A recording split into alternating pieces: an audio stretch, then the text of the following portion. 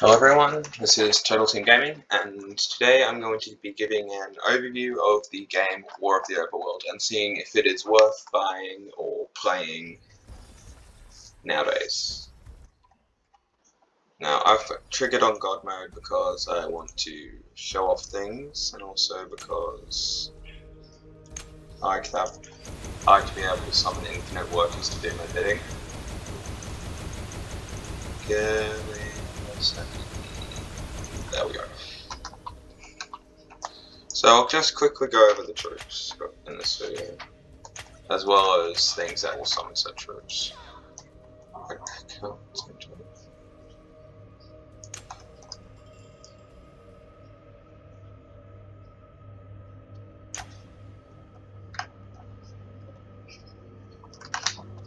Okay, so starting off we have these guys, workers. These guys are like your basic dungeon crawler characters. They're basically like, they build everything in your dungeon.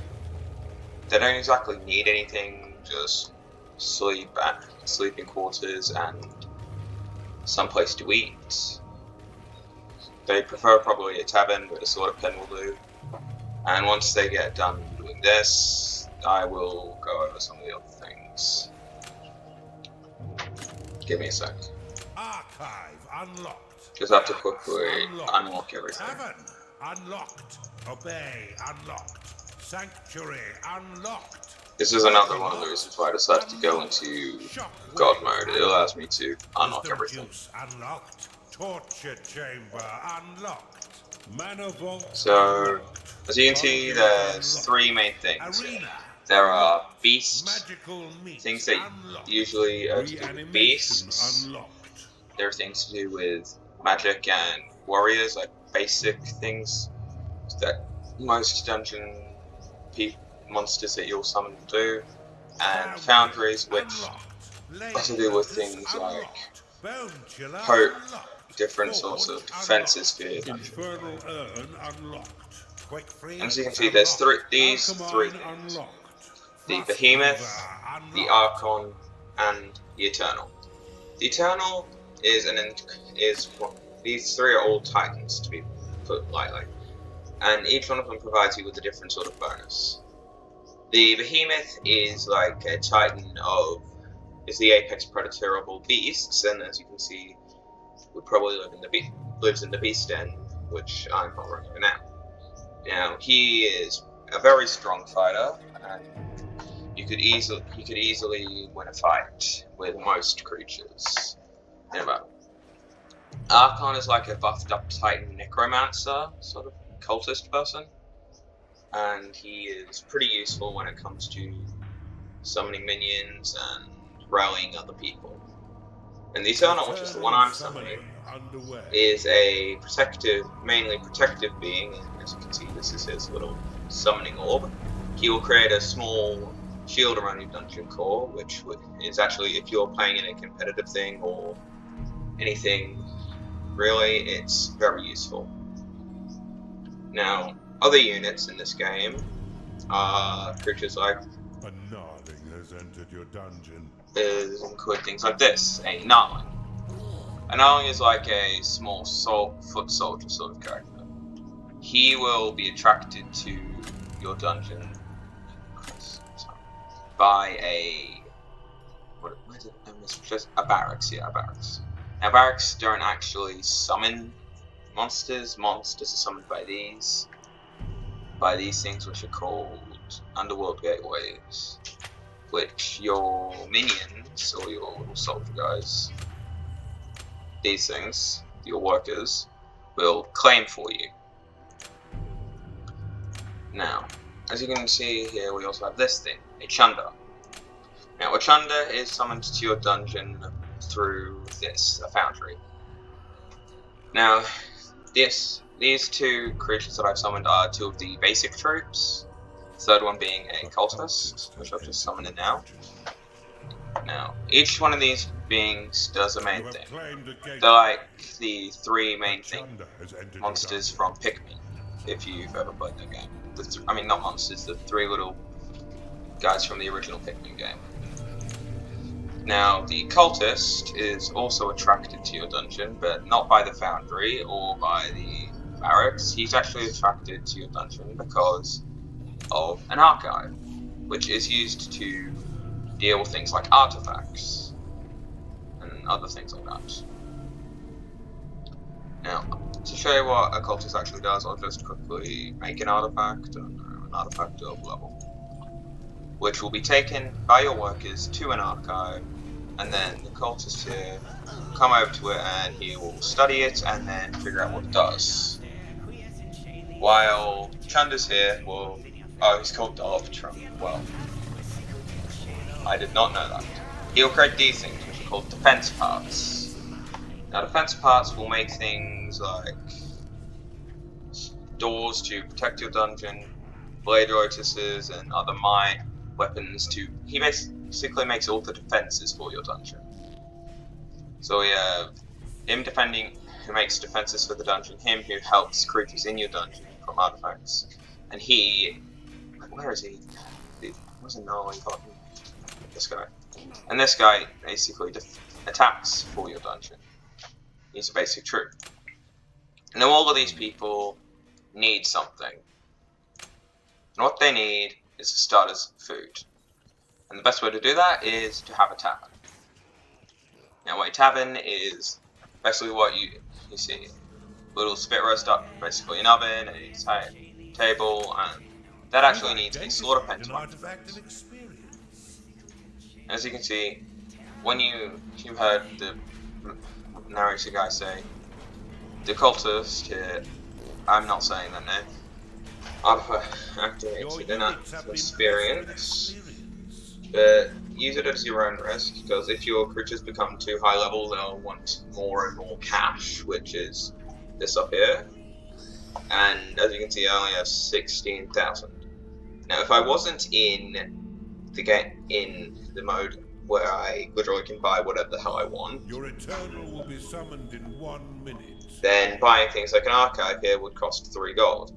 And for these small tiles to work, as we saw earlier, they need a 3x3 space for them to work. And once you place something down, you can't get rid of it. Well, not as I know right now. I don't know how to get rid of these things. Unless I just cover them up with some sort of dirt. Which I don't want to do because I'm not remaking this. As you can see here, the walls of the dungeon will change depending on what is next to them. So the barracks create these sort of brick walls, the foundry here creates these awesome looking lava walls. The cultist one makes these hard book colors. So in a few seconds he will be summoned and I'll give you a good look at him. And quickly, the final thing that... Never mind, here he is. As you can see, he creates his big ass ray shield around your dungeon. Let's see what he's called. What? I can't. God, never mind, he doesn't want me to know his name, never mind. So all your beings here also will get tired and other things quicker here is also all the creatures have these little logos so you can tell how many you have. You also tell if they're happy, if they're angry, unhappy, content, happy, or ecstatic. You can also tell what they're doing, if they're in combat or not, and their experience level. Now, all these 3 creatures will need something as well as what they've already got. They will all need a place to sleep, i.e. a lair. Now the lair is basically can be climbed by anything, and every single being who goes to the lair will have their own individual little bed. The Chunda has this couch chair, the cultist has this, and you get the idea. Now the main point of this game is to build a dungeon, but if you're playing the campaign for this game, your main point is to reclaim your stolen body. Because in the campaign, you were basically, in your past life, you were some sort of, how can I put this? like villain of sorts, and now that you have been exiled and basically destroyed by the god that's the so-called good god of this world, of this gaming world, you basically get found by the guy who was constantly speaking earlier, and he's like, hey, this guy, the guy who's basically said this on screen now, he basically says, hey, I can give all your stuff back, just work for me, kill the people, and undo all the good stuff in the world. And you obviously agree with this, because your character is stupid. Now you'll mainly be fighting things here from the Empire, so like these things, this guy, and since I don't want him, I'm just going to throw him in here. Never mind, I can't get rid of him. Actually, yes I can, with magic. Now magic in this game is very useful for separate things, depending on what you want. For instance, say you want to recall a being, you can send this guy back to wherever the hell he came from. And he's gone. Yeah, he doesn't exist anymore. As I say, you basically teleports them back to the safety of their dungeon. And since he's an Empire troop, he gets booted back, kicked back to the Overworld, basically. As well as that, you can do other things like possess a being, which will show you what that looks like. This is what it looks like on dungeon floor. Pretty cool. You can also do other things like enrage your creatures, which makes them move a lot faster, stronger. Heal, which obviously heals your creatures. Obey, which makes them do what you want them to do. Shockwave, which blasts everything. Forge, which basically just makes you make mana for your forge. Magic Meat, which will basically make everyone who's in that area no longer hungry. Prophecy, which, if you can see, this is the fog of war for this game. You click this down and you see what's going on around there. Of course, there are other things, which is this, my favorite one, which turns people into gold. Like so. Look at that. Look at that. It's a perfect little statue. And it looks awesome. I mean, look at that, it's awesome. And it's also completely deadly online. Oh dear. I did not know that could happen, so instead I'm just going to shockwave everyone. Also, every time you use a spell, it will cost mana, which is up here, and I'm just going to actually just let them destroy my Nulling team. You can also do this thing called Empowered Banshee, which I don't know why it's not letting me do that. Oh, I think I need to put this on like a Banshee thing or something. You can also do other things like Shackle, to like stop creatures going through your traps and stuff. Volcanic Bridge to get across volcanoes and stuff like that, to get across water and things like that in this game. You can also summon workers, but I can't do that because of mana.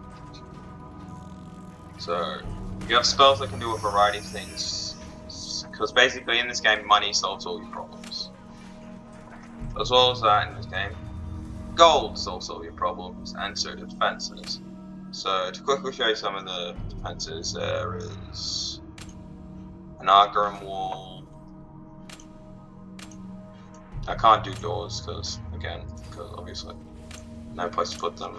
I'll just show you some of the basic things you can have. Your mana is too low to lock. The Bone Chiller emits a freezing mist, This thing. which reduces the movement speed of enemies in a large radius. It can also be activated to unleash an icy blast, which stuns them for a short time. So as he was saying, this thing, the Bone Chiller, as you can see, anything in that area will be frozen / slowed down, and it will make it insanely hard to move. Now, for some of the things that have just been made, we have this, which is the Argrim wall, which basically allows you to, if you say wanted to make some more earth, I'm just going to put another one there, you can just put it there and not care. Orgrim wall complete. As you can see, when it makes it just like pulls Earth from around, it looks so cool. And now that I've done that, I can show you the portcullis or the wooden door. I'm just going to show you the portcullis because I prefer it. And as you can see, portcullis has a lot of health. It's like a basic wall for your dungeon. So is the wooden wall, but the wooden wall, in my opinion, is worse because it doesn't do as much, hasn't got as much health. So you can also see here we have an alchemine, which when hit will explode, and yeah, here's the portcullis. When an alchemine explodes, anything in that area will basically be obliterated, and this thing, a bombard, is like a small cannon that will rotate and kill anything that comes into its range. As well as that, you can see how all the chains lock up to stop your creatures going through anything going through it. And yeah, so this is all the basic stuff of this game. There's actually a lot more things like rituals that you can get if you have a sanctuary. You can like sacrifice things to get stuff. Potions for if you want to freeze and to do stuff. Tons more units. Like if you take a look here, there's like hundreds of things like crackpots, beastmasters, args, necromancers, witch doctors, ember demons, thunderlings, frostweavers, shadows. Quick look, here's the Archon and Behemoth, which are the other things I could have seen. As you can see, they look very cool. And there's plenty of ways to customize your dungeon to make it basically your own. Now, do I think this game is worth playing? Yes, 100%. There's so much different sort of activities and things you can do in this game. You could make your own giant dungeon. You could make the place from Spirited Away if you wanted to do that. You could, well, quickly, here's the empowered bench, you're familiar. God, that's terrifying.